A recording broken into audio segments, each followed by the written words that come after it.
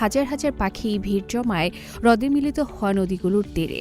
অপেক্ষায় থাকে এক বিশেষ অতিথি, নেকেড কার্প মাছের। প্রকৃতির নিজস্ব নিয়মে প্রতি বছরই শুরু হয় টিকে থাকার এক বিস্ময়কর লড়াই।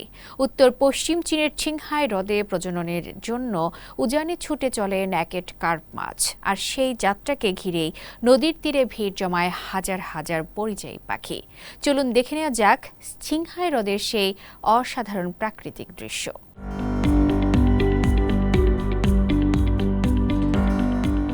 চীনের উত্তর পশ্চিমাঞ্চলের চিংহাই হ্রদে প্রতি বছর গ্রীষ্মে দেখা যায় প্রকৃতির এক অসাধারণ দৃশ্য। হাজার হাজার পাখি ভিড় জমায় হ্রদে মিলিত হয় নদীগুলোর তীরে। অপেক্ষায় থাকে এক বিশেষ অতিথি, নেকেড কার্প মাছের। মে থেকে আগস্ট এই সময়ে লবণাক্ত চিংহাই হ্রদ ছেড়ে নেকেড কার্প মাছ প্রবল স্রোতের বিপরীতে মিঠা পানির নদীগুলোর দিকে ছুটে যায় ডিম পাড়ার উদ্দেশ্যে।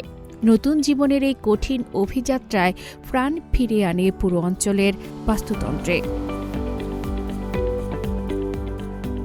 চিংহাই হ্রদে প্রবাহিত সবচেয়ে বড় নদী পুহা যেন পরিণত হয় বন্য প্রাণীর এক নাট্যমঞ্চে। বাদামি মাথাওয়ালা গাংচিল পানির ওপর থেকে মাছ তুলে নেয়, কিন্তু মুহূর্তেই অন্য পাখিরা সেই শিকার ছিনিয়ে নিতে শুরু করে।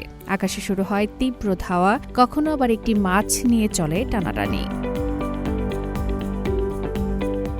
এদিকে পানির নিচে ওত পেতে থাকে পানকৌড়ি। মুহূর্তের মধ্যে তারা পানির গভীর থেকে উঠে এসে ঠোঁটে মাছ নিয়ে উড়ে যায়। শিকারী আর শিকারের এই চিরন্তন লড়াই প্রকৃতির ভারসাম্যেই এক জীবন্ত প্রতিচ্ছবি। প্রচুর মাছের টানে প্রতি বছর এখানে আসে কয়েক হাজার নয়, বরং 10,000-এরও বেশি পাখি। অনেকেই এখানেই বাসা বাঁধে, ডিম পাড়ে এবং নতুন প্রজন্মকে বড় করে তোলে।